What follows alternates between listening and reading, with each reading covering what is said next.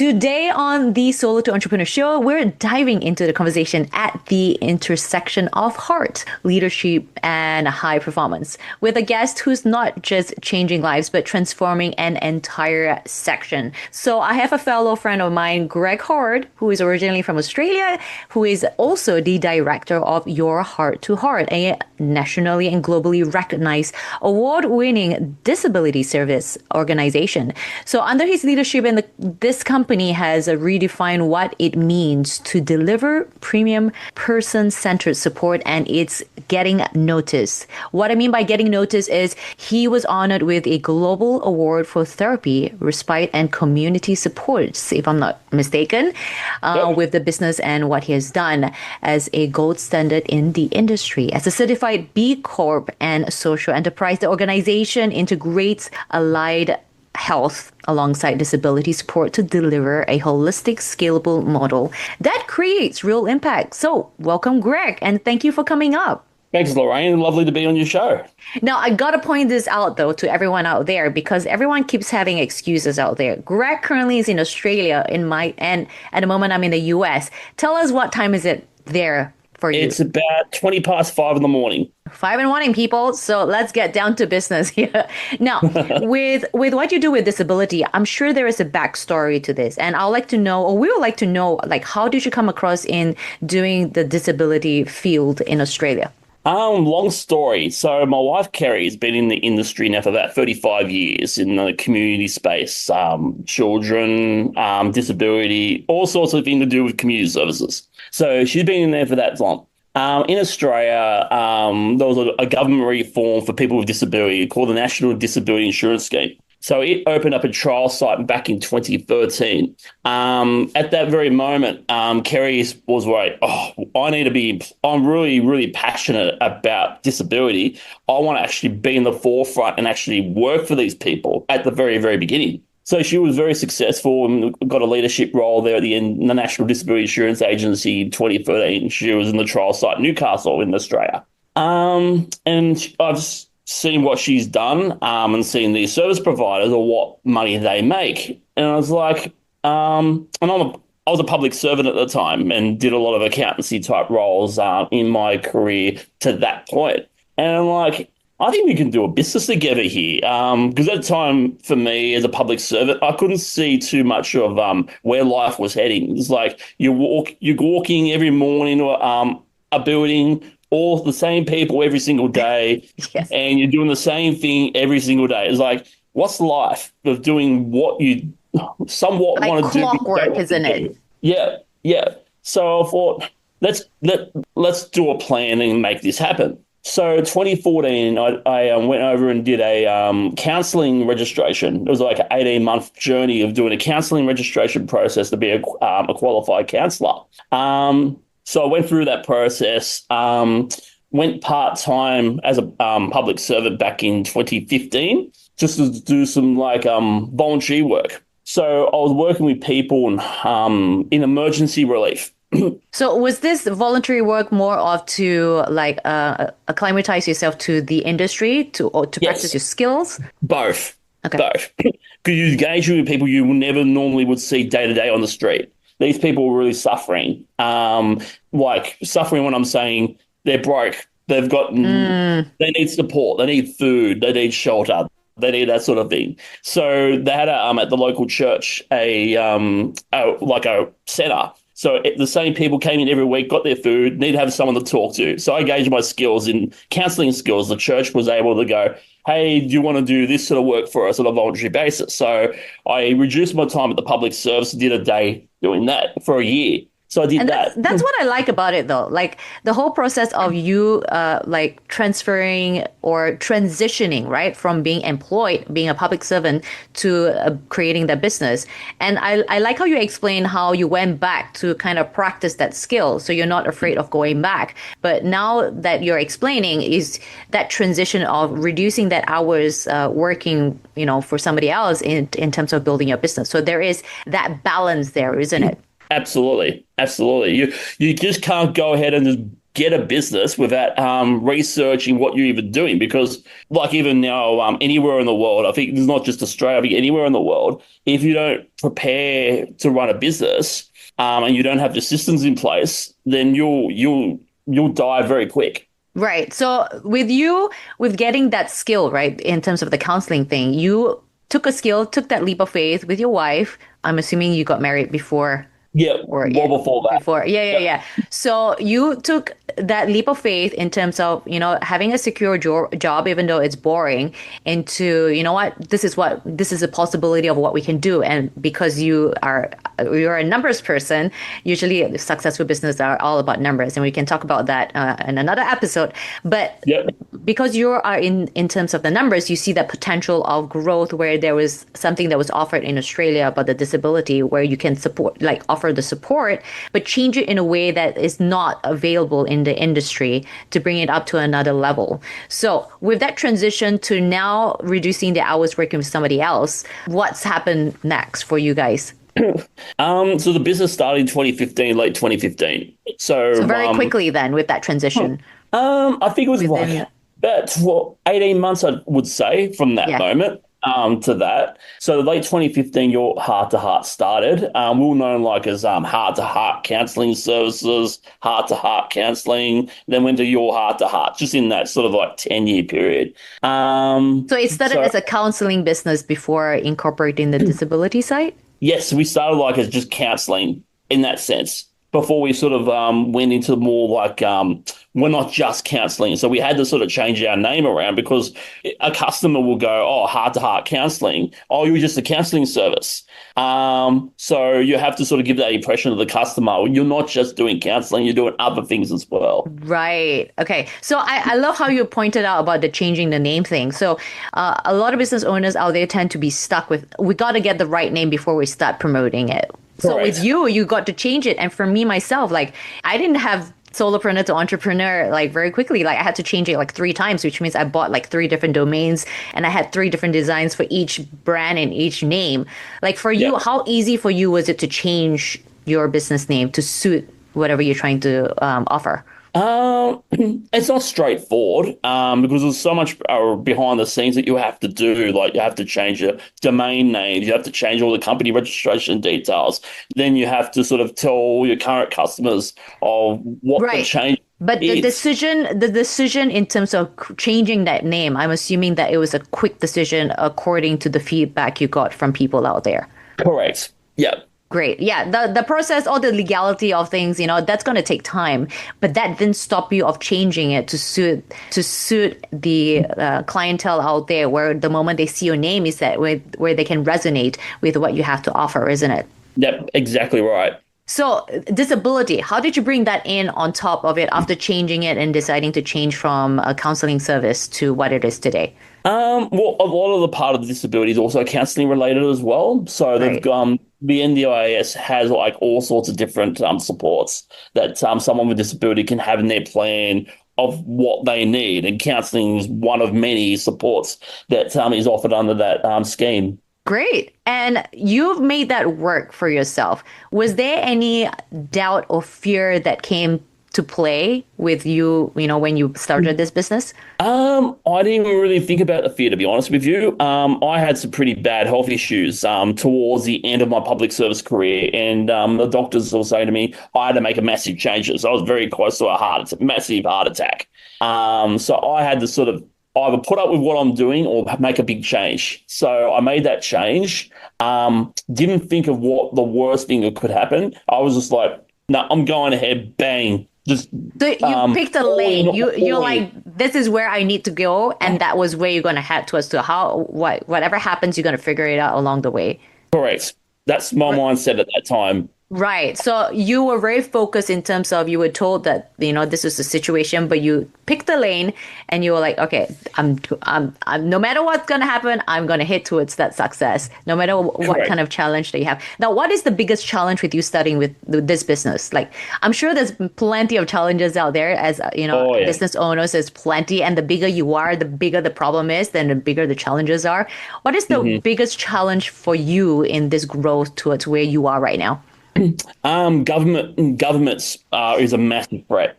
The decisions they make can impact what you do. So I look at a journey like, okay, I'm in the so we're in the start of the business now. So 20 start of 2016. I go back late 2015 when the business first started. I got really excited when the first customer came along. It was like I'm still working the public service. Kerry's working in the business at the time, and the first customer coming, oh, you little beauty. I was in my seat in the office like, you beauty. I got the first customer, and I was really really excited. And I was sort of like really getting excited because I actually resigned from the public service in early 2016, and then things were going really, really well. We were getting more and more customers were coming in left, right, and centre. We just had the phone available. The National Disability Insurance Agency people in the office rang you, go, hey, you got capacity to work with this client? Yeah, yeah, absolutely. Send the details across. So they just keep churning, churning, churning. And then as part of the scheme, they had these roles called local area coordinators. So with a local area coordinator, these are people, they support like 85% of people with disability to actually get on the scheme. And they're actually employed at the time at the National Disability Insurance Agency office. So they were just showing the referrals away. I got to ask this though, because as a new business owner back in the day, right? So, and all of us have the same problem. When you got your first, you mentioned when you got your first client, you were so excited, and that's all of us. Like when we get our first sale, it's like, yes, we're headed towards the right direction. Was there a time or a place where you felt like giving up? Oh, many times, many times. I was just going to come into that story. So this is around mid 2017. Kerry does a home visit with one of our regular clients, and this random lady was there. Didn't know who she was. She said to Kerry, I'm actually here to take your client off you. And Kerry told me the story. Like, what? What's going on? So the client didn't have any say in this sort of thing. She was loving working with us. But she said, I'm taking your client off you. And she said, a number of us will be taking your clients off you. So this would be 2017. 75% of our business just on because the local area coordinators have come back into play and they've taken a lot of our consultancy role off us. Right. How did you manage that stress? So at the time, it was very. We actually did a business trip over in the UK at that time. We were learning more about deaf-blind people with disabilities that have deaf blindness. And it was really, really stressful. And we had to make a decision. We were in Newcastle at the time, so we weren't anywhere else but Newcastle, mid-north coast, New South Wales, down to the Sydney Central Coast border. That was our range. And we had to make a decision. Do we be a big fish in a little pond doing support work, or do we make the trip and go to Melbourne or Sydney where it's not. And at the time, the National Disability Insurance Scheme wasn't really doing a lot of work in those areas because Newcastle was trial site, one of 3 areas or 4 areas in Australia that started all this journey. It was Melbourne at the time, very innovative, that sort of thing, accessible. Let's travel to Melbourne. So we sold our house. We still even today do business in Newcastle from the days of 2015. You took a gamble. You sold your house. Melbourne. Yep, sold our house. Yep. Wow. Moved to Melbourne. And that was a new world because pretty much from where we were in 2016 and learning the business, they're at that stage in 2017, 2018 at that same level. New clients coming through, the scheme is building at that time. So it was a stressful period of just having to take the leap of faith of going to another state. Yes, I completely can resonate with that, considering this is my second migration. Yeah, you're going to another end of the world. I know. Yeah. Different currency here. So I can completely resonate there. But like with this whole journey of advancement, right? And is raising your standards. I'm going to say we kind of joined our coach about the same time, right? And then in regards to growth, like you've grown exponentially high, and I tip my hat off to you in regards to even being visible and talking to people. Like, I saw you as a person that wasn't comfortable being around with so many people to someone that is, receiving awards and talking on this podcast and being asked for interviews. What was that thought process on your journey? Why did you guys decide, you know what? I think we're gonna take a coach and see where this brings us. At the very beginning of the journey, I actually had a business coach. At the time, have first 18 months of business, I had a business coach. They did an amazing job at that very beginning stage of getting your vision, values, mission statement, that sort of thing in your logo. Okay, so I gotta ask this: why did you get a business coach at the very beginning when you started your business? In the public service, these guys actually were doing a demonstration. They were getting work from the government, so they were actually showing people of how to be in leadership roles and that sort of thing. And they actually did business coaching. So I pulled them aside one day at the public service, and I said, "What's your capacity doing as a business coach? Because I'm actually leading this place, and I love to come and join in with you guys." And I said, "Oh, wow," because obviously, not many people leave the public service. That's just not what you do in Australia. Right. Or anywhere at all. But yeah, exactly. Like when people sign up with me as a business coach, like I always ask, like, what pushes you off that edge to making that decision? You know what? I want a business coach and I want you. So with you and your wife, like what gave the idea, or what made you go, you know what? I'm going to work with a business coach to start from the very beginning of the business. Well, did you want the structure? Did you just want to head towards that destination? Did you have that trust of, you know what, I want to do this the right way? Was that? It was the right way. And you can't do everything on your own, because I had no business experience or anything like that. I did a business diploma through college and learned skills along the way. I did an accountancy registration. So all these skills. But all you learn whatever we learn in the piece of paper doesn't usually resonate in real life, isn't it? Right, absolutely, absolutely. And I think that's why you need a coach, because higher than you, they've been through it before and that sort of thing. So those other coaches, I only had with them for 18 months. I probably had them too long, because where they were at, and I love them to death, they're lovely people. But I had to break up with them because they weren't really bringing enough value to the business. The business was that high at the time. I needed someone higher. Not many people know this story. So I actually met JT Fox, the world's #1 business coach, in 2018. And I just moved from Newcastle at the time to Melbourne, and I saw that, as we all do, who knows JT, we all see the social media and that sort of thing. And I need to sort of, I'll rewind. It was Robert Kiyosaki. I heard of Robert Kiyosaki, and I wanted to go see his event. And this guy comes on stage, whose name is JT Fox. No BS, get it done, that Straight sort of thing. point. That energy. That energy is like, oh, I really love this energy. Someone who tells you as it is. So I signed up for his 2-day workshop at the time. Just a country boy. So I've just moved to Melbourne at that time, the 2-day event. These people in businesses are like, geez, I feel out of place here.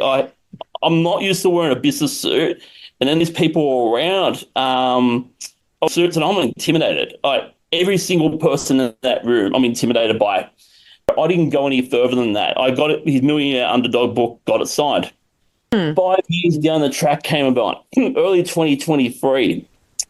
Oh, JT was in my mind. I haven't seen the guy for years, but he's in my mind.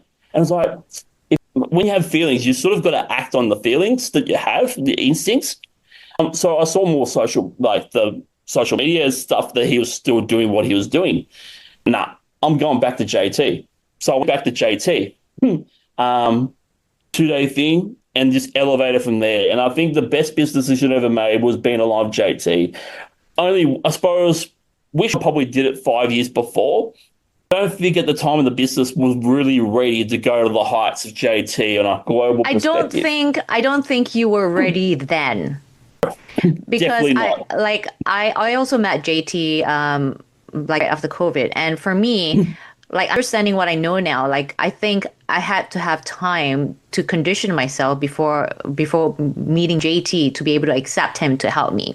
Like for Yeah. me, I wouldn't have been ready 10 years ago, like mentally prepared to receive the directness that he has in terms of having it done for us. So I think it happened at the time that it had with me. So it's been great help, as I can see that it's been great help for yourself as well. So, things Hmm. happen at the time that you need to, but because you just moved, maybe there was a lot to handle at that particular time where you needed to prepare yourself to be ready with JT like 5 years down the track. But Exactly. let's Exactly. look at this way, right? Because at the moment you were traveling with him within Australia and you took that opportunity. So tell us about that, because there's some people out there, they're like, they don't see opportunity that comes their way, and they always, there's some people that turn down opportunity that they see. So why tell us about that experience, since you're like, this is the second city or the third city? On this current trip I'm doing now. Yes. So this is the second city, but the second city I'm doing twice. So I'm actually seeing him today. He's going to turn the AI world upside down, and I'm very excited for him and what he's achieving in that space. So he's doing a workshop today on AI.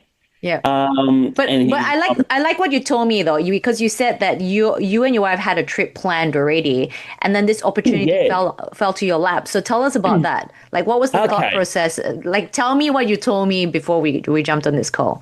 Yeah. So I originally seen Adam Coffey, who's a high $2.5 billion exit in business. He's doing a tour of Australia and Sydney.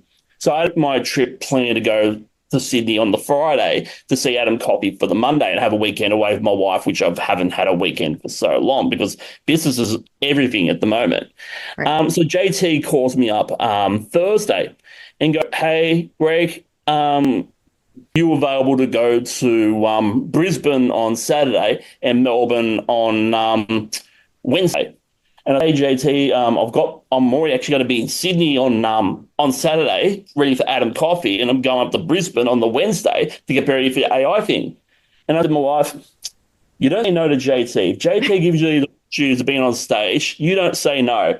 So I say, "Hey, JT, I'm actually scheduling my flights. I'm going to go to Sydney now on Sunday, and I'm going to go see you on Saturday." And he said, "Thanks, great." So I was on stage at a Success Resources event with people, about 400 people in the crowd.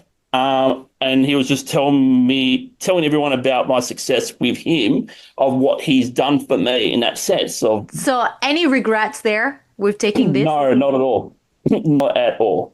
And that thing, isn't it? It's seeing opportunity and taking it at place, because you never know where that brings you, and whether or not there's one way or one direction to go. But like, let's look at your relationship with your wife, right? Like, both of you are on the same page in regards to where you guys want to bring the business, but Yep. also in terms of any opportunity out there. How is your relationship with your wife, and how do you balance the relationship with your wife and the business?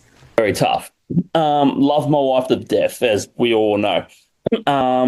She's got her side of the business she does. I do my side of the thing. So my side is more around that JT business side. She's more around the customer service side, but she's very, very supportive of me, which I'm very grateful for. I've been on the JT side. She's also in JT too, but at this stage of the business, she needs a lot more of the customer side of it. Make sure the staff's doing what they're supposed to be doing. And then when She's the heart of the inside, and you're the heart on the outside. equally like that, that's good.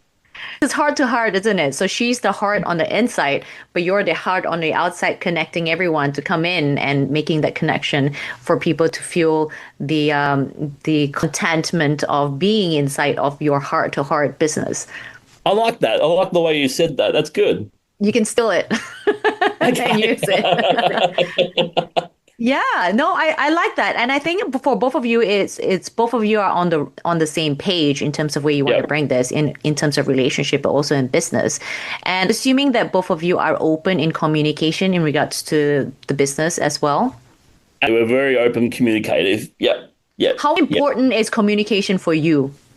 It's everything. If we all have to, even in marriage, in business, open communication is very important. If you're not open in communication, then things can go pear-shaped. I'm just more talking about the business side of it. If your partners in business are not open, you find yourself down a hole before you even know it. To bring a business into the direction that you want, isn't it, for towards Mm, success if both people yeah. are not on the same page. But let's get it like on another way with you being an entrepreneur and in business is what kind of do you have a routine that you have on a daily basis that you can share with us? Your morning routine. What's your daily routine? What's your morning routine that gets you pumped up to wake every morning? I think it's just a fire of what you can do to change lives. So I get up in the morning, probably 5:30, 6 o'clock, sometimes around 5.